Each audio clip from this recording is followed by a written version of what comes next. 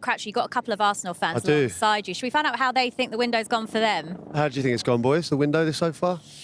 Listen, I can't help but feel a little bit disappointed that we didn't get the striker. If I'm honest with you, I think Crouchy, you've got an option there of a winger and a striker. I would have liked to have seen both come in the door, and I feel like... I thought you were trying to get Crouchy back out there. Listen. He did mention it, but I'm stood next to a statue of Henri.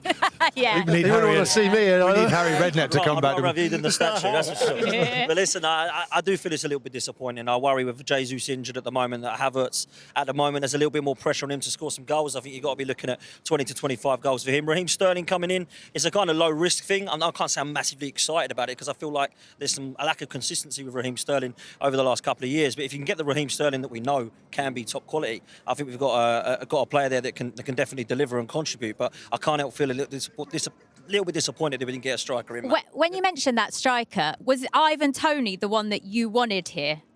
I would have taken him, but personally, the striker that I actually wanted from probably December last year is Victor Gyökeres. I think he's been a goal machine. Ooh, former Brighton player. Yeah, also. He applied his trade in England, obviously, at Coventry, which he did really, really well, but he's the guy I wanted. I know the release clause was a little bit much, but I think right age, right profile would have fitted in perfect for Arsenal. Do you think Havertz is going to get enough goals this season for you? Well, he got 14 last season in the Premier League, and I think you look at what he's done from midfield, half of that season, he's now going to be the number 9. And for me, I pray that he can get more than that. You've got to say that fair play to him. He contributed. Everyone was like raising their eyebrows at £65 million. We brought him in. Playing him in midfield, for me, it just isn't an option now. I think he has to be the number 9, and I think he's realised that for club and country now.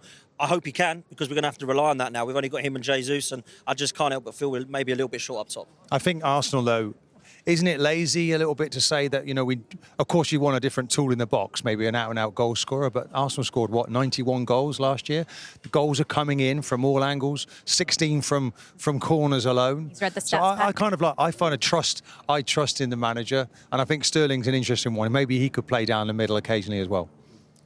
Do you know what I think it is, Peter? We scored a lot of goals last season, which Martin's alluded to, but I think there's certain games where Arsenal might not create a lot of chances. And I think the striker point, which a lot of Arsenal fans will talk about, is it's the clutch moments. Can we get that goal to go 1-0 or be in a position where we're losing the game and take a point? I think that's where Arsenal fans are looking a little bit more. So for me, I'm happy with that team. It's what I expected. And for me, Leandro Trossard starting is good news for us. Do you agree with that? Yeah, echo Dan. He got 17 goals for us last season. That's not even starting many games as well.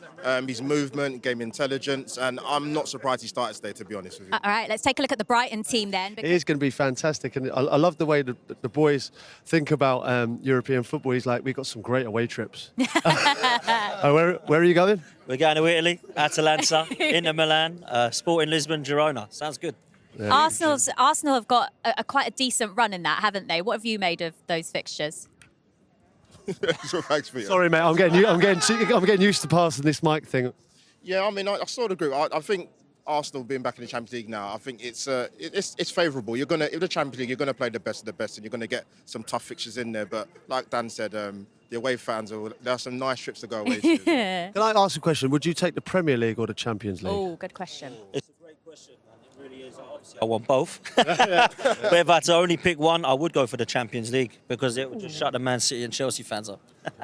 Yeah, the Champions League. Our European record at Arsenal in history is not great. To add a Champions League to that would be fantastic. Nice.